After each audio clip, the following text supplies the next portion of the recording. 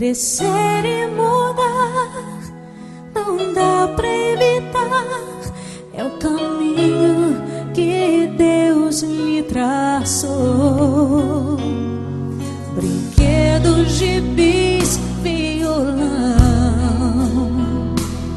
espalhados por todo lugar. Um dia a poeira eu irei tirar no silêncio de